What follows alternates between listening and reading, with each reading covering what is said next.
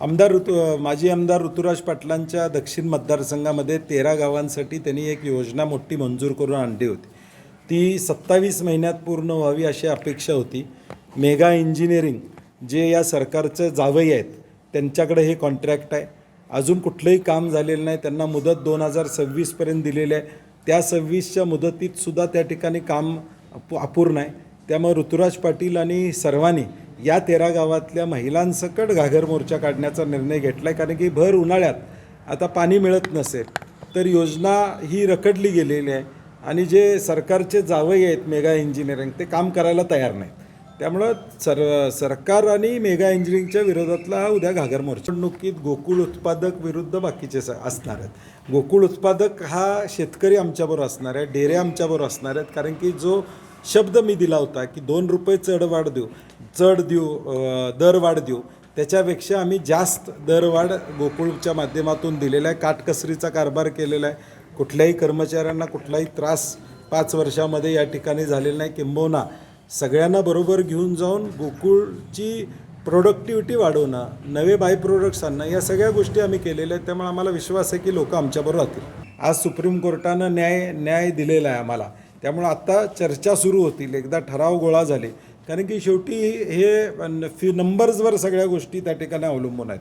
आणि म्हणून हा नंबर्सचा आकडा उद्या भविष्यकाळात काय होतो आणि कुठल्या पद्धतीनं जातो. म्हणून मी परवा देखील सांगितलं की आम्ही समविचारी जे येतील त्यांच्याबरोबर आम्ही आघाडी करू. माझ्याबरोबर गोकुळ वाचवण्यासाठी जे लोक येतील, गोकुळ वाढवण्यासाठी जे लोक येतील त्यांना घेऊन आम्ही त्या ठिकाणी जाणार आहोत.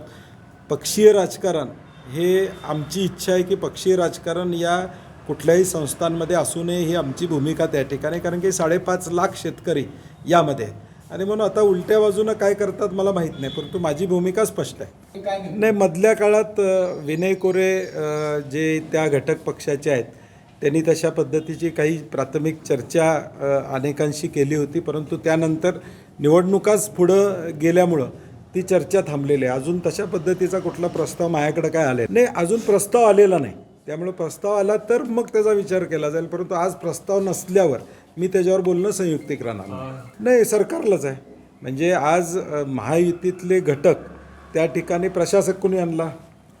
सरकारनं आणला. त्यामुळं हा निर्णय निश्चितपणे त्यांच्यासाठीच या ठिकाणी आहे. आणि म्हणून आम्हाला आनंद आहे एका गोष्टीचा की आम्ही निवडणुकीला सामोरं जाऊ शकतो. नाही, मला वाटते मी परवासुद्धा पत्रकार परिषदेमध्ये सांगितलं हा महायुती अंतर्गत वाद त्या ठिकाणी. त्यामध्ये गोकुळ भरडला जाऊ नये एवढी आमची अपेक्षा आहे.